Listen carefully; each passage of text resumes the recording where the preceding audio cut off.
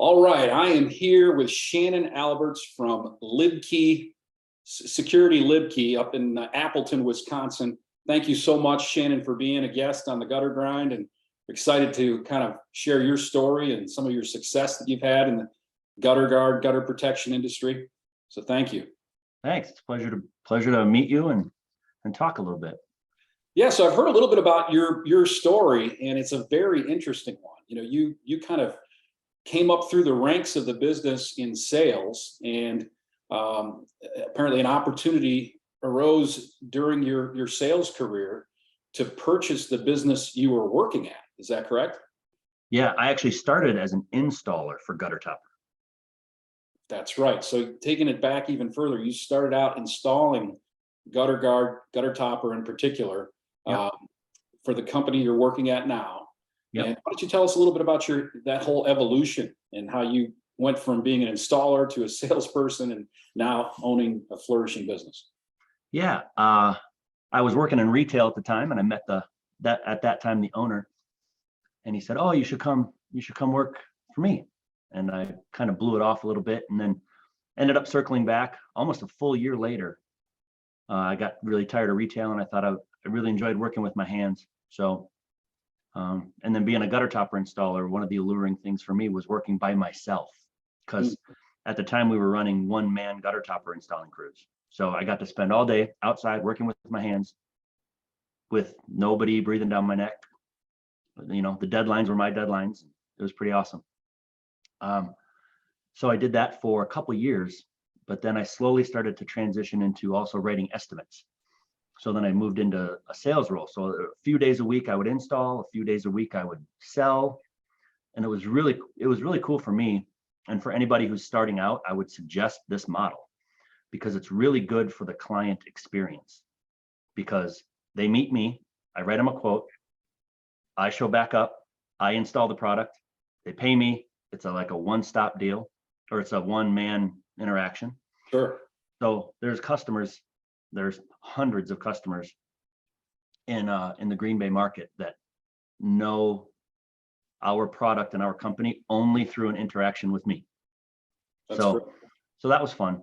And then I started to transition into estimating, and then I got too busy on the estimating side. So I did a full switch. I trained my replacement, so he installed it the way I wanted him to. Mm-hmm. And then after that, the company was primarily installing roofing. So I started to write roofing estimates, became the top sales rep in around 2008. And then in 2013, coming out of a harsh winter, the company was going to go bankrupt. Wow. And none of the employees knew about it. And all of a sudden it kind of came out of nowhere.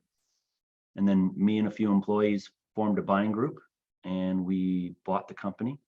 And that was in 2013. So almost 10 years ago. Wow. And then every subsequent year after that, one of the owners at the time would either retire or we'd buy them out.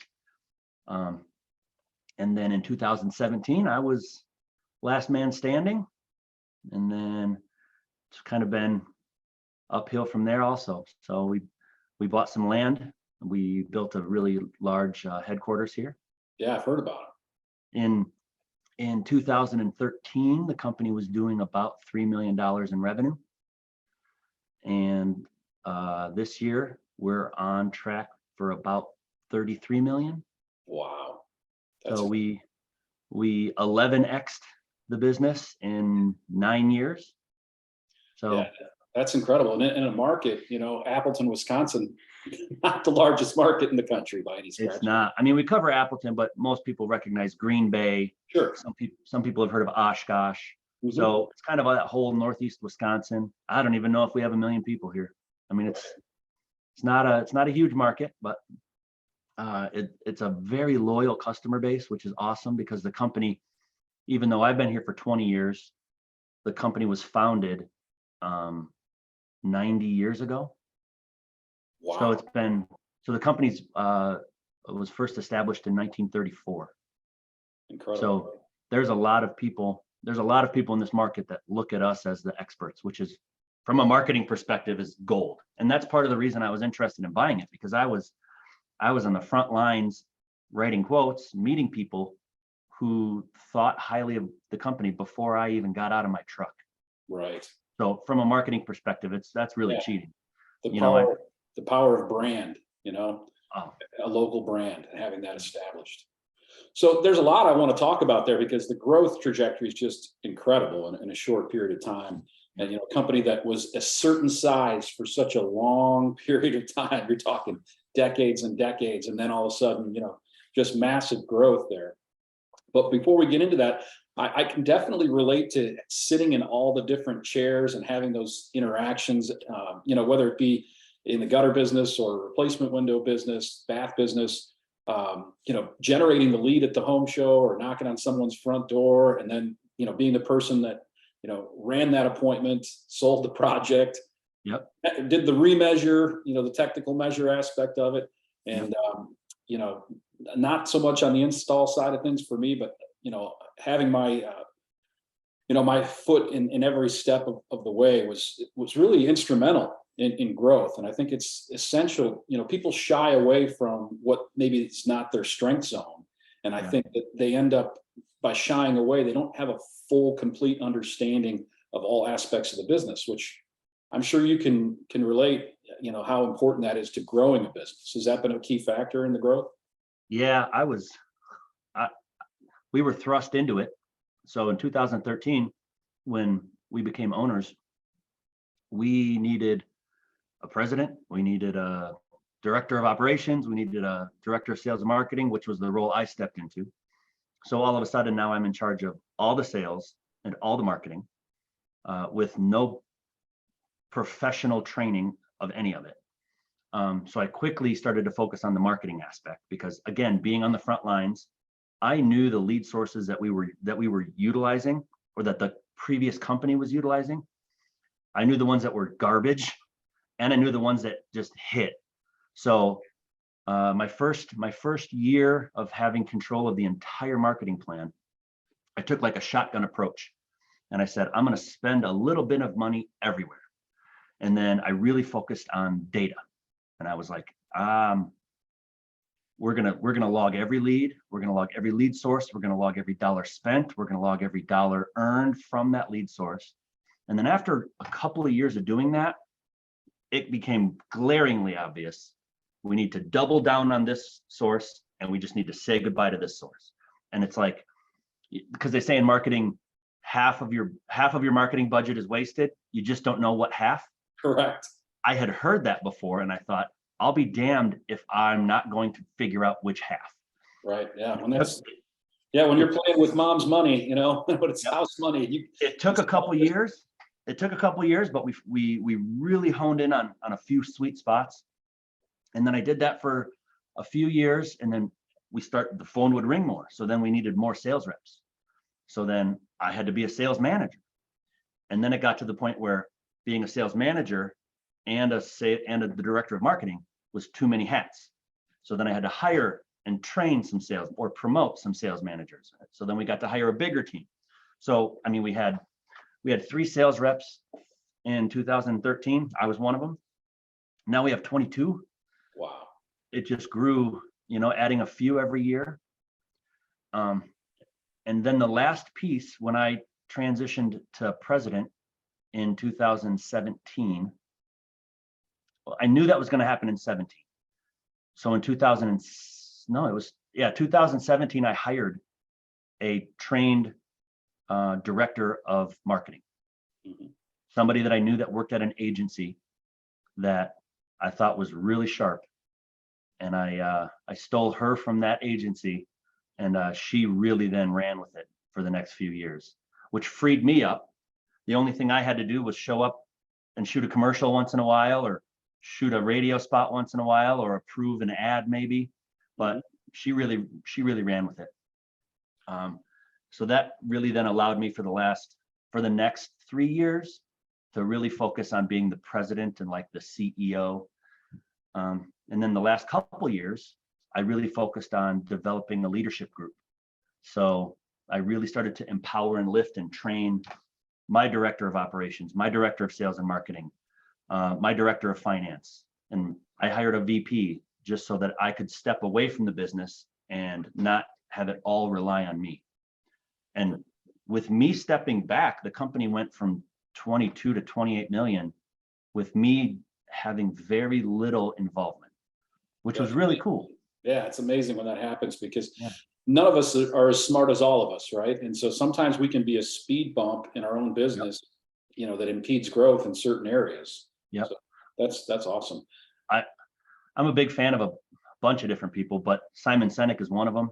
Mhm. And so everything that comes out of his mouth, I think, is gold.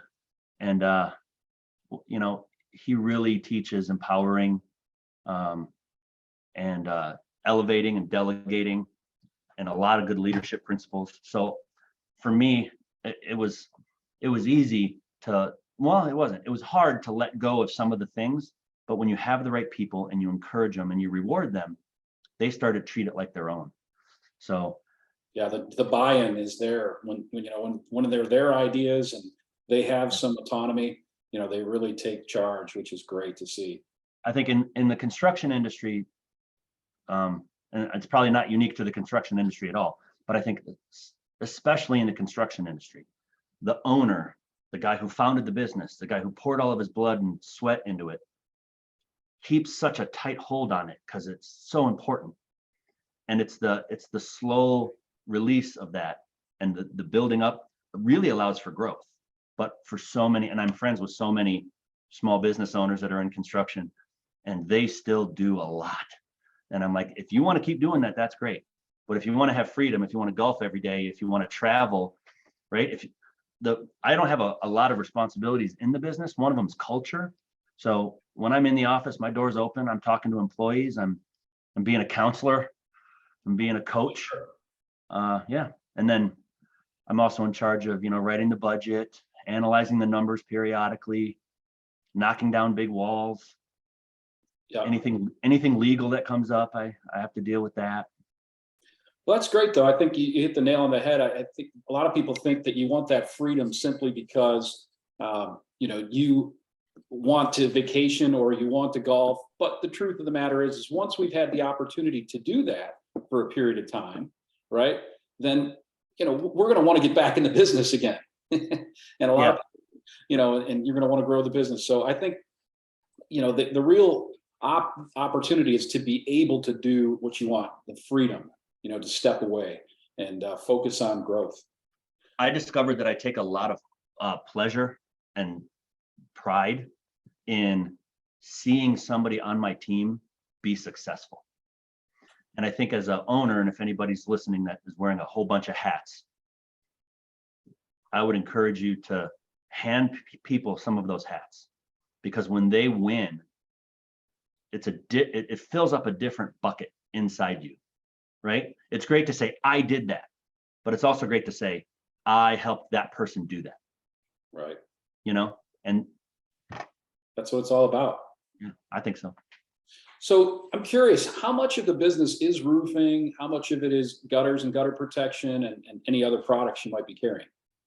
Our gutter protection makes up about 10% of our total revenue. Okay. So a little back 3 million. Yeah. When you asked me this earlier when we were speaking, it gave me some time to actually look it up. And if you track all of our growth, the roofing and the gutters grew equally. You know what I mean? Sure. So it was about 10% 10 years ago, and it's about 10% now, which means we went from doing 300,000 in gutter topper, which was a lot back then, to close to 3 million now. Right. Yeah, which is awesome. That is awesome. Let me ask you this, because I'm curious, you were talking earlier about how you were doing A/B testing, as they would call it in marketing, and just kind of looking at your data and saying, these sources are performing, these sources aren't performing, and starting to get dialed in with it. What sources are working for you or have worked for you during that growth trajectory with respect to gutter protection? Yeah. Home improvement in general. Yeah. To back up just a touch, finding out who your customers are was really important to us, because I used to just think everybody's our customer. Like, we want to get in front of everybody all the time. But that's not true for a lot of businesses, Right. So finding out where where the people who actually bought from us found us was important. We were spending a lot of money in the yellow pages. We killed that. And I remember the day thinking, we're not going to be in the yellow pages. Like, that's insane. People still call us from the yellow pages. But we found out that the people who call us from the yellow pages don't buy from us. Wow. And then we got to the point where we were asking people who called from the yellow pages, did you go to the yellow pages to find our number, or did you go to the yellow pages to find a contractor? Right. The people who went to the yellow pages to find a contractor didn't hire us. So then it was just a matter of get our name in front of people, right? Make our phone number very noticeable. So that was one. Coupon books, like we were in all those little coupon books that you get in the mail that are free, that you can, it's carpet cleaners and pizza and Sure. all this stuff. And we were in there, but we were in there with 2 or 3 other roofers or 2 or 3 other gutter companies. And we really tracked it. And we found out that the people who are coupon shopping don't buy from us. So we killed that. We found that the people who listen to classic rock buy from us. The people who listen to Christian radio buy from us. The people who that sit at home and watch the local news buy from us. So we started to really find the spots that just had a really high conversion rate. And that actually helped see the kind of customer that buys from us, right? They may be a little bit older. They have a little bit extra income. We started to then double down on those sources. We found the radio stations that hit. We found the TV networks and the TV shows that hit. And then we just moved all the dollars to that, and the phone just lit up. So it was more about characteristics of the consumer and not geography. Is that correct? Correct. We operate out of one office, and we go about an hour in every direction. We call it our DMA. I think that's called digital marketing area or direct marketing area. Mm-hmm. So like all the TV networks hit that area. Right. Like we're in Wisconsin, so we don't get upper Michigan. We don't get over towards Minneapolis, and we don't go down by Madison and Milwaukee. But if you're in that area, you get all of our radio stations, you get all of our TV networks. So that's kind of how far we travel. So then it's just a matter of how do we get in the eyes and ears of those people. So it wasn't necessarily, we're going to skip this zip code or we're going to skip that zip code. It was more getting into the habits and the characteristics of your consumer. Yeah, but I have a good friend who's got a large business in Atlanta, and he has to look at it differently. There are zip codes they don't service. Sure. Yeah, they actually drive through those zip codes to other zip codes that they do service. Sure. Yeah, and credit's a major factor in some markets. Certain areas have, just higher home values, different things of that nature that you have to pay attention to. So you got to get that in. I mean, if we were selling pizzas, it might be the opposite, Sure. right? But we're not. We're selling high-end home improvement. And so you had mentioned to me during kind of some correspondence leading up to this that one aspect that contributed to your growth was creativity in your marketing. Yes. Not just A/B testing, because that's kind of scientific, right? There's nothing creative about getting your consumer, your ideal target identified. That's very scientific. Now, the other side of the coin is not scientific at all. That's creativity. It's something that I kind of have always thrived in that area and enjoyed that area. So I'm eager to learn what you can tell me about some of the creative things you've done with marketing. Well, for anybody else that's interested, our website is 920roofing.com. You can also go to our YouTube page. We put all of our advertisements are on there. There's a bunch that stand out. I just remember early on shooting commercials where I'm standing in front of a house or I'm standing in front of a green screen and I'm like, I'm Shannon with Security Leubke Roofing, and we've been around a long time and you can trust us and give us a call for a free estimate. That's noise, and plus a lot of my competitors are doing that. Sure. So I thought we need to get in people's brains. We need to make them laugh or think or do something. So once we started to get creative with our advertising, it was, there's people who still remember commercials that we aired 8 years ago that we haven't aired since.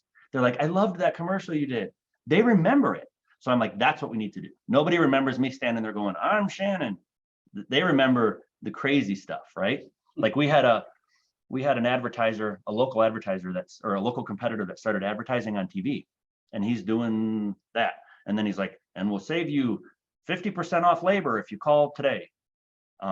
So I did a commercial where I'm just being overly obnoxious, and I'm just, call now, be one of the next 7.5 callers, and we'll save you 90%, blah, blah, and then, so it was like totally over the top. And then at the end of the commercial, I'm like, that's not us. That's, we're straightforward, right? So that was fun, and people remembered that. So and then people would say, oh, that was a great commercial. Who did you hire to do that? And I'm like, that came right out of my brain, right? Yeah. So it was pretty neat. I think it's cool that you kind of spoke to just your identity and who you are and just kind of push that through your marketing message, and it resonates with the right audience. Yeah. That goes back to just finding the right consumer. One of the other things that you mentioned to me about your unique characteristics as a company, what's helped you grow, was a disciplined sales process. Oh, hold on 1 second. All right. I remember we shot some ads for radio, which I don't think you'll be able to see online. But they got me to sing.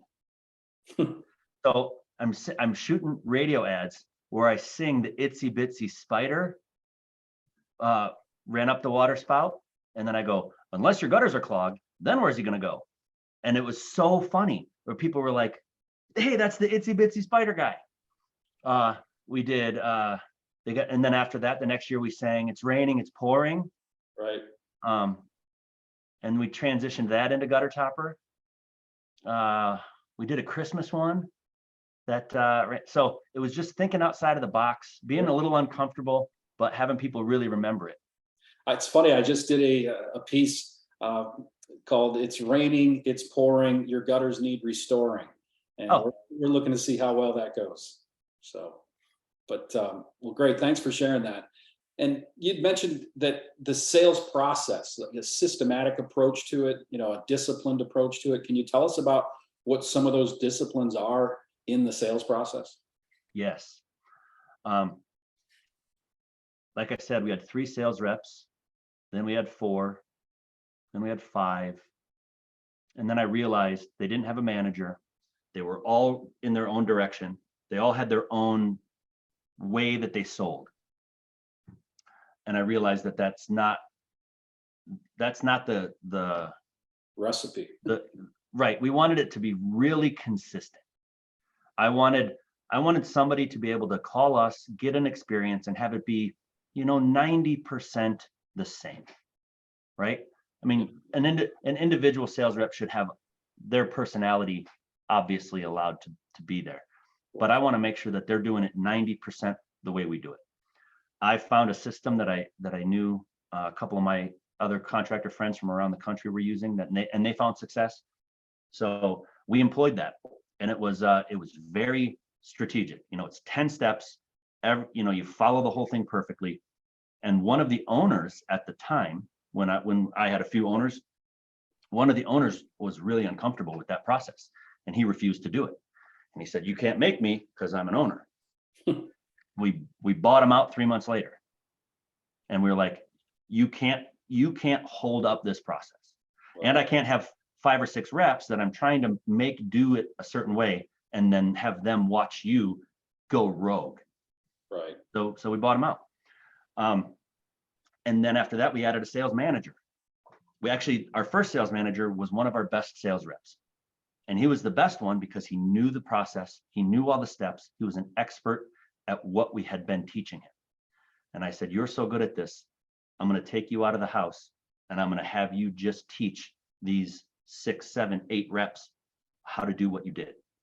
And then from there, it just, all of our sales managers are former sales reps, and they became a manager by not having the most sales, but by being an expert at our system. So once we added that, it was a game changer. So yeah, well, I think you started the trend with the whole idea that there's some non-negotiables, right? I mean, yes, when you have discipline in any process, yeah, and you're willing to go to the extent of buying an owner out to stay committed to that discipline, yeah, the only thing that can result from that is a systematic approach. yep, So I really commend you for having those non-negotiables and being disciplined in the process. And obviously the fruits yeah. have grown as a result. But plus, we knew we were on a growth trajectory, and I knew that we're going to be adding sales reps periodically, and having a system makes training much better, rather than saying, hey, because we used to add a sales rep, have them do a couple ride-alongs for a couple weeks, right? Hang out with the reps, but they do a ride-along with one rep who does it one way. They do another ride-along with another rep who does it another way, and then another rep, and then they have to somehow figure out how they're going to do it. Right. I'm going to take a little of this guy and a little of this guy and a little of this lady. And now they're like, now we sit down and we're like, this is what you do. And if you go, and if you shadow any one of our reps, it all looks the same. Once we did that, it made onboarding easier. And now, is there ongoing training to keep that process in place? Because some companies do a good job of what you're talking about, that initial onboard training. They expose them to the 10 steps. They do all of that. But then as time goes on, you see people migrating. As time goes on, yeah, they get in the ditch. That's right. They start doing it their own way. What do you do to prevent that? There's two, for our system, there's 2 mandatory 90-minute trainings every week. They do one Monday mornings, and then they do one Thursday afternoons. That's led by the sales managers. And the topic of those meetings is based on what the sales managers are hearing in the field as to why we're not selling. So, for example, if the reasons we're not closing is because there's a lot of people getting a price objection, then they'll do a 90-minute training on what part of our process really helps overcome the price objection. Or if the objection is, well, I need to think about it some more. Perfect. We'll do a 90-minute training Thursday afternoon on how you address the client needing to think about it. And then once you get into that, it keeps the whole team unified because you do it as a group, and everybody's rowing in the same direction. Then there's also the sales managers will do ride-alongs with reps that hear 3 no's in a row. So a sales rep knows that if they run 3 leads and they miss all 3, their next lead will have a sales manager with them. And the sales manager doesn't talk, just observes. And then it's just feedback, and then continued training if necessary. Wow, that's great. I'm glad I asked about the maintenance and how you keep that discipline in place, because it sounds like you have a great protocol for that. Yeah, it's proven to be really successful. We had 14 reps this time last year, and we have 22 now. So for the first time ever, we added 8 reps in 1 year. And I think all but 3 or 4 of them will hit $1 million. Will exceed $1 million in sales this year. That's an incredible income for them. Absolutely. So having so many reps to keep busy, you have to have a number of lead sources out there. And I know you've kind of honed in on some of them. What are some of the top lead sources today for your company? TV, well, obviously the top for us, having the history that we have, is brand recognition, which is really hard to pinpoint what did it, which is so annoying. But brand recognition, or repeat customers, referrals, those are the top ones, and those are the free ones. So those are annoying because I can't learn anything from those. The ones we pay for that return the best, there's 3, and they're kind of traditional. It's more the creative component that makes them better than just traditional, but it's TV, radio, and digital, like pay-per-click, Sure. Google AdWords, YouTube pre-roll, stuff like that. So within that scope of lead generation, traditional advertising, what have you seen change with respect to TV, especially lately, now that, there's some streaming services and the game seems to be changing? I know. That's scary because it's new. I remember when one of our first reps, it was our Fox affiliate in town. They were the first one to come to us with streaming options for, Hulu, Roku, Fire Stick, all the or all the native apps that you get on smart TVs now. Because I don't even think you can buy a TV now that doesn't have all that stuff on it. Right. So that's scary. But having a good relationship with those advertisers, they helped teach us how to get our foot in that market or in that space. Got it. So, but yeah, it's different, and then radio, right? So we're still on 4 different radio stations in town. But now you have to think about Spotify, and you have to think about Pandora. Right. Yeah. The cool thing about those, same with the TV or same with the digital streaming, you can get real sharp with your demographic. Like I can keep my ads out of the heads of 18-year-olds, and I can put them right into the 40-year-olds. Yeah, so there's definitely advantages there. And good news is you have a history of A/B testing and throwing out what doesn't work and doubling down on what does. So Yeah. I'm sure you'll navigate through it, very, very well. Is there anything particular that performs well for gutter protection? Is it the same for roofing and any other products? That's a good question. I thought about that. I don't think we necessarily, I would say no. I think the answer is no. So it's pretty, if it works for roofing, it works for gutter protection. It's really kind of staying true to who you are as a company, what your message is, your unique selling proposition as an organization overall. Yeah, because what we know to be true is that it's the same kind of customer. We're not a bargain. We're not affordable roofing. We're roofing for people who value quality, who are going to live in their home for a while, who want great service if something goes wrong. They know it's going to be professionally done, and they don't have to get nervous about a contractor being at their house. Those same people also don't want to get on a ladder and clean their gutters. One of the differences is every house has a roof. Not every house needs gutter protection. Sure. So once you find those markets, one thing we do differently with gutter topper than we do with roofing is we do more targeted ads and canvassing. Just because if you find yourself in a wooded neighborhood, that's different, right? That's a gold mine. Absolutely. So how do you mine that? We do it with canvassing. We do it with creative yard signs. We do it with direct mail postcards, that kind of stuff. Yeah, I love Post-it style sticky notes that you leave behind. They outperform door hangers, and in a targeted neighborhood like that, they can really do well. Yeah. So let me turn to online reviews and how that might affect performance of ads these days. I work with companies all over the country. Some of them have multiple office locations, and what they tell me is if they have the exact same campaign side by side, and one office location has higher reviews than another office location, the one with better reviews is performing better. Have you seen how that's impacting marketing, advertising, and even sales in the home? I can't speak to that as I only have one location, but I know that we promote reviews.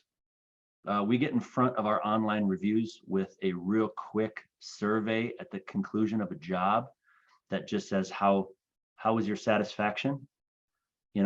Happy face, smiley, or happy face, frowny face. Hit the happy face, takes you right to Facebook, Google, whatever. Mm-hmm. If it's a sad face, It takes you right to a form fill, private to us, lets us get in front of it. Because sometimes it's an issue we didn't even know existed.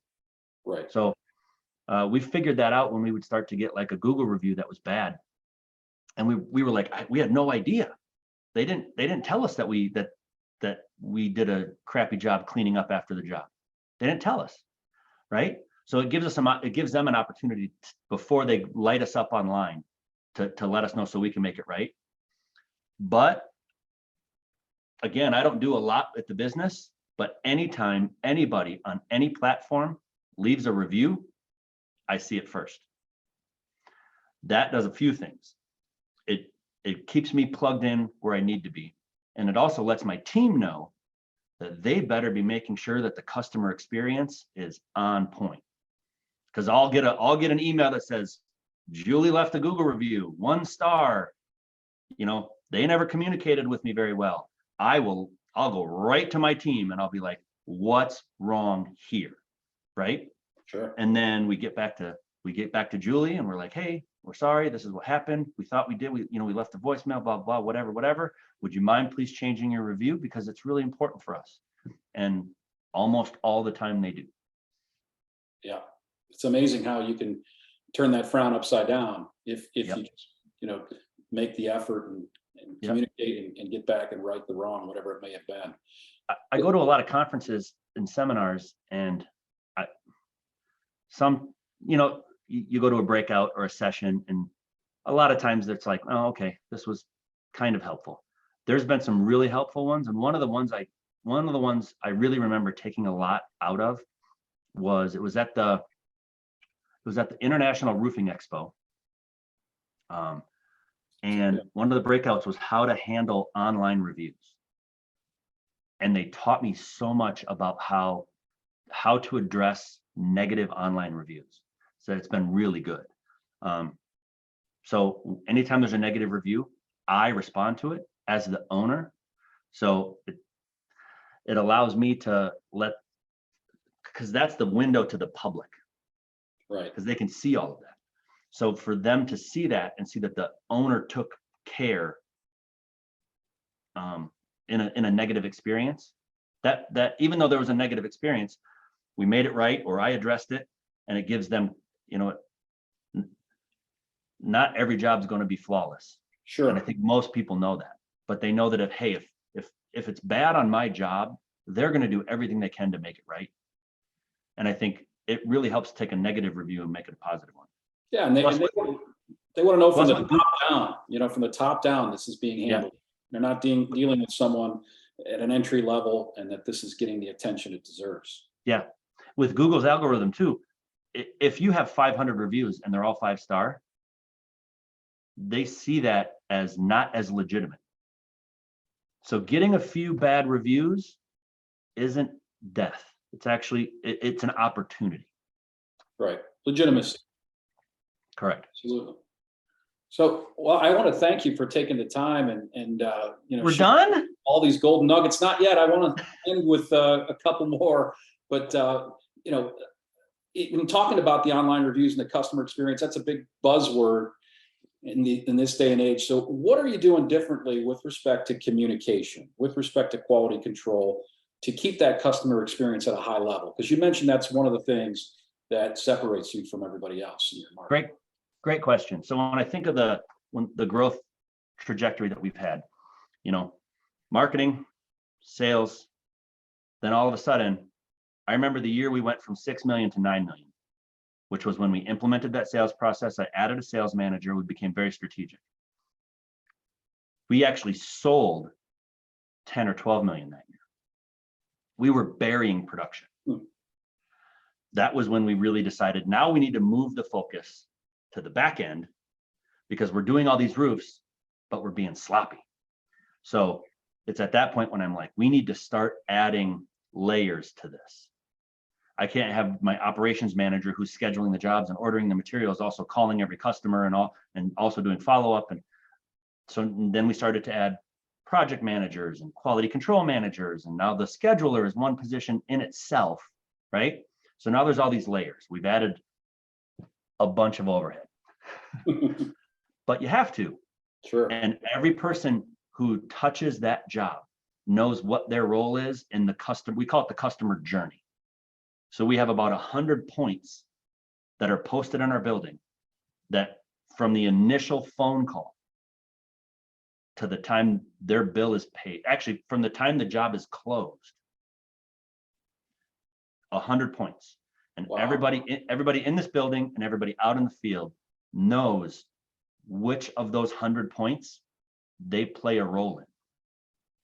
So when something goes wrong and a customer says, well, you dropped off the dumpster but didn't tell us, and we came home to find a dumpster in our driveway, I know exactly whose job it is to call the customer and tell them the dumpster's coming. Like, that's one person.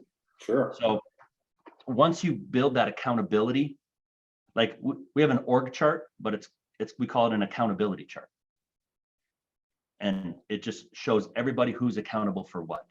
People think org chart, like this person's my boss. We say accountability chart. Now, it shows you who your boss is, but more importantly, it shows you what you're accountable for. Your boss, the box above you, their job is just to make sure you're doing the things in your box. It's really great. We actually follow EOS, which I can tell. Are you familiar? Oh, I'm very familiar. And Yeah. for those of you listening, EOS is the Entrepreneur's Operating System. It's a blueprint on how to run your small business. Traction is the book that outlines EOS and kind of lays it out. I would strongly recommend reading that book, not just once, but it's a book to be studied over and over again. For me, that was the last big piece, right? So it's marketing, then sales, then production, then clean customer journey. Then it's, okay, I think we're really close to having the puzzle perfectly put together. EOS was the final layer for me, which also allowed me to then back up and start to empower, right? Yeah. So did you implement your EOS yourself, or? Yeah. We did for about 6 months. Mm-hmm. Yep. And then I have a really good friend that owns a roofing company, a large roofing company in Tampa Bay and Naples. Mm. And I visited his office just to see his operation and to see how clean it ran. And he was just like this. Right. And I was like, all right, let's I said, we're doing that. He's like, oh, did you hire somebody? I'm like, no, we're doing it. He's like, you're not doing it then. Yeah, right. And then we actually hired his guy from Tampa to do it. So his guy flies up once a quarter, and we do our, quarterly blah, blah, blah. Yeah. It's been really good. It also then allows me to know my role, because my team doesn't like it when I step on every toe and tinker Sure. with everything, right? So I let them do it. And then once a week, there's a meeting with me and my whole leadership team. And we cover everything that's an issue that I need to be involved in. So it's really done a lot for my sanity. Right. Yeah. In that regard, I think success leaves clues. You saw success in your friend's organization, and you decided to take those clues and investigate, and obviously that's flourished for you. But failure leaves a lot of clues too, and that's usually what I like to end on, because in this day and age, I think there's just so much on social media about, I want to resemble that person, and we're focused on, the assets they have. I want to have a $33 million business. I want to have these toys, and I want to have this freedom, but we forget to focus on the habits that got those people there and the failures that they had to overcome.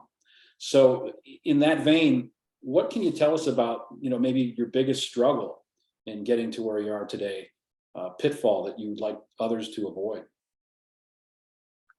I didn't see that question on the list. Yeah, I always like to get a real spontaneous answer out of this one. Don't want to give you too much time. I'm gonna tell you what it is, and I'm what you'd call a quick start. So I move fast, I make fast decisions, and I learned that disrupts a lot of things. It took me slowing down and listening to the people around me to learn to trust them and to not just force my way into every situation because I'm the boss, and realize that they're all bosses too. Right. So let them use their ideas, right? I learned to slow down in meetings. I used to, when we first started having really organized meetings, I did 90% of the talking. And then I saw a Simon Sinek video that said, speak last. He said, Leaders eat last.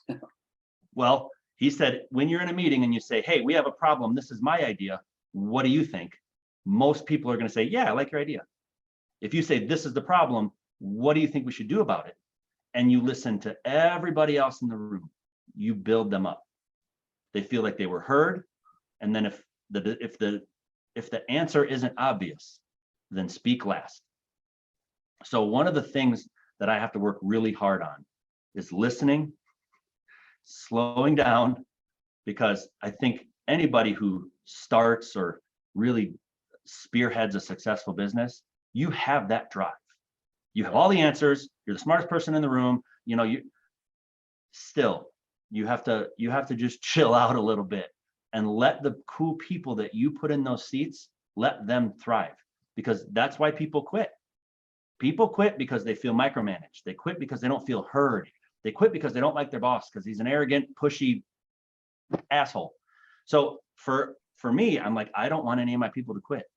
And Right. when we have people quit and we autopsy it, it's because their boss didn't relax and listen, make them feel heard. So that's a big one. Leadership in business is so valuable. Yeah. Yeah. Well, on that note, we are going to wrap up. That was fantastic. I've got a lot to go back and revisit, and I'm sure everybody listening has a lot of takeaways. So thank you again, Shannon, for being so candid with us and sharing a lot about your success and failure. And we look forward to having you back on the Gutter Grind again soon. This was fun. I could talk about this stuff all day. Good. You did a fantastic job. Thank you. Thank you.